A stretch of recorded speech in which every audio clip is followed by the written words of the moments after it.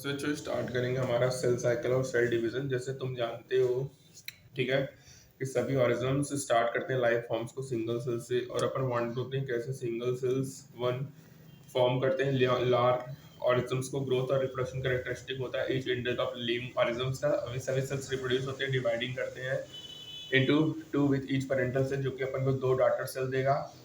और ये newly form daughter cell होती है, देम सेल ग्रो करेगा और डिवाइड करेगा, और अपन को न्यू सेल पॉपुलेशन देगा, जो कि फॉर्म होगा ग्रोथ और division of single parent cell से और प्रोजेनी से।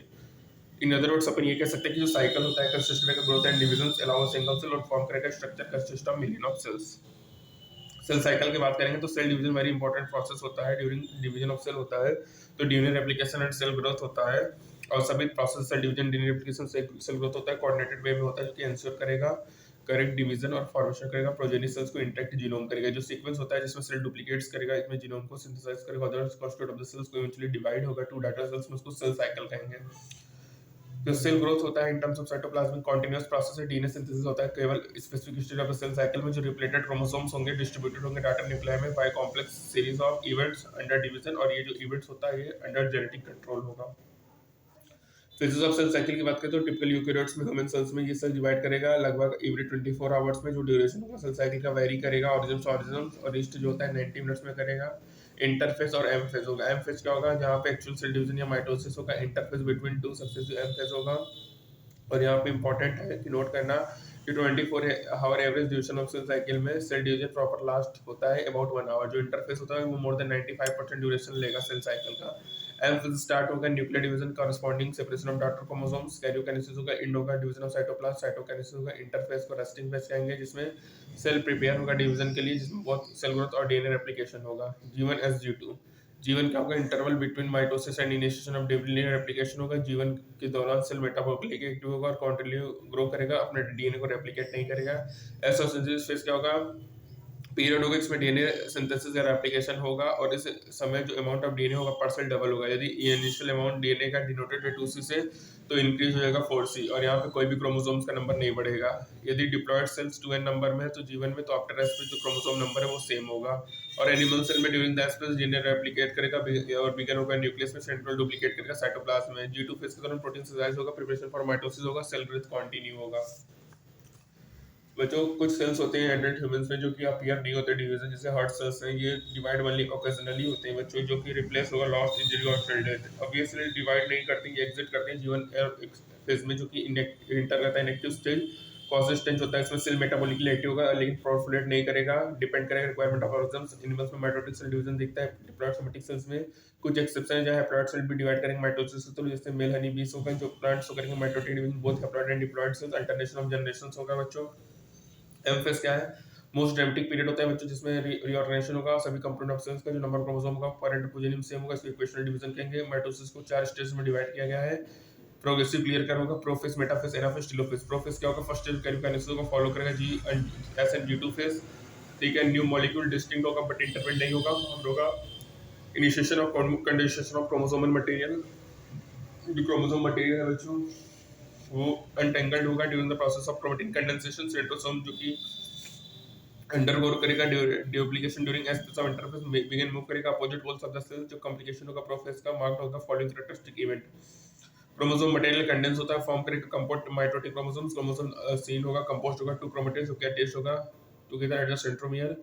सेंट्रोसोम जो कि डुप्लीकेशन करेगा ड्यूरिंग इंटरफेस, बिगिन करेगा move towards opposite poles of the cell. Each centrosome radiate out of the microtubule, इसको स्टर कहेंगे। जो दो स्टर होता है माइटोटिक स्पिंडल फाइबर से, उसको माइटोटिक एपेटाइज फॉर्म करता है। जो सेल्स होता है इंटरप्रोफेस में बच्चों, उसको माइक्रोस्कोप में देखेंगे तो उसमें Golgi complex, endoplasmic reticulum, nucleus और न्यूक्लियर डिसअपीयर हो जाएगा। जो कंप्लीट डिसइंटीग्रेशन होता है न्यूक्लियर लिप का बच्चों, मार्क्स करता है सेकंड फेज ऑफ माइटोसिस, जिसमें क्रोमोसोम स्प्रेड होगा throughout cytoplasm of the cell, और इस स्टेज में कंडेंसेशन ऑफ क्रोमोसोम कंप्लीट होगा, जिसको ऑब्जर्व करते हैं अंडर द माइक्रोस्कोप। और ये ऐसा स्टेज होता है जहाँ पे morphology of chromosome easily study करते हैं। और इस स्टेज में जो मेटाफेज क्रोमोसोम्स होता है वो होता है 2 सिस्टर क्रोमेटिड्स से, जो कि एक दूसरे से हेल्ड होता है, सेंट्रोमियर, और स्मॉल डिस्क शेप्ड स्ट्रक्चर होता है सरफेस ऑफ सेंट्रोमियर, जिसको काइनेटोकोर कहते हैं। और ये स्ट्रक्चर सर्व करता है site of attachment of spindle fibre to the chromosome, और मूव्ड होता है position at the centre of the cells. और मेटाफेज कैरेक्टराइज्ड होगा, सभी क्रोमोसोम्स कमिंग होगा इक्वेटर पे। इसमें 1 chromatid of each chromosomes connect होगा उसके कैनेटोकोर टू स्पिंडल फाइबर, और 1 पोल और सिस्टर क्रोमेटिड कनेक्टेड होगा इंटरकोट to spindle fibre from opposite poles.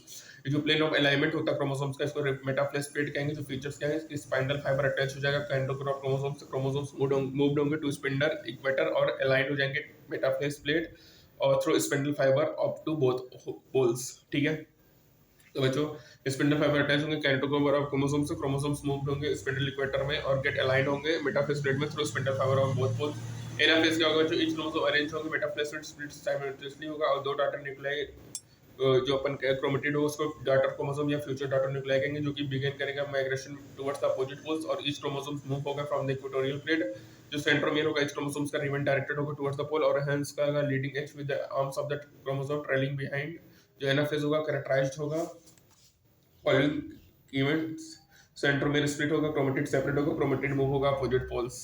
ठीक है, beginning of the final stage of karyokinesis that is telophase, तो क्रोमोसोम्स होगा reach their respective poles, decondense और लूज करेगा अपने इंडिविजुअलिटी को। जो इंडिविजुअल क्रोमोसोम्स है वो नहीं दिखेगा और each set of chromosomes chromatin material tend to collect होगा टू पोल्स और ऐसा स्टेज होगा जो फॉलोइंग के इवेंट्स हो करेगा। क्रोमोसोम क्लस्टर होगा अपोजिट स्पिंडल पोल से और उसकी आइडेंटिटी लॉस्ट होगा डिस्क्रीट एलिमेंट्स में। न्यूक्लियर इनवेलप डेवलप होगा अराउंड द क्रोमोसोम्स क्लस्टर और ईच पोल फॉर्म करेगा दो daughter nuclei, nucleus Golgi complex और ईआर रिफॉर्म होगा।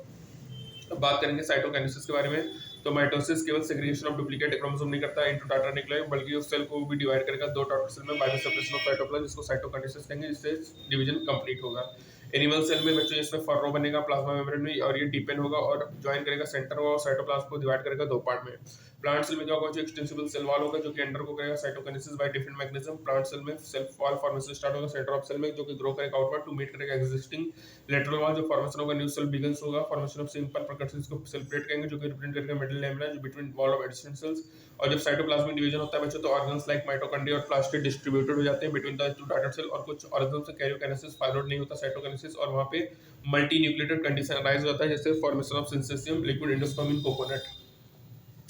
उसके बाद बच्चों मियोसिस माइटोसिस सिग्निफिकेंस की बात करें तो माइटोसिस का इक्वेशनल डिवीजन भी कहते हैं, जो कि रिस्ट्रिक्टेड होता है डिप्लॉयड सेल्स, लेकिन कुछ haploid cell plants lower plants और कुछ सोशल इंसेक्ट होते हैं जो कि डिवाइड होते हैं माइटोसिस के थ्रू। और यहाँ पे अंडरस्टैंड है सिग्निफिकेंस को समझना, तुम अवेयर होगे जहाँ पे तुम हैप्लॉयड और डिप्लॉयड इंसेक्ट्स के बारे में पढ़ोगे। माइटोसिस यूजुअली रिजल्ट होगा production of diploid daughter cell, जो कि आइडेंटिकल जेनेटिकल कंपोनेंट होगा, जो ग्रोथ ऑफ मल्टीसेलुलर ऑर्गेनिज्म को ड्यू टू माइटोसिस होगा।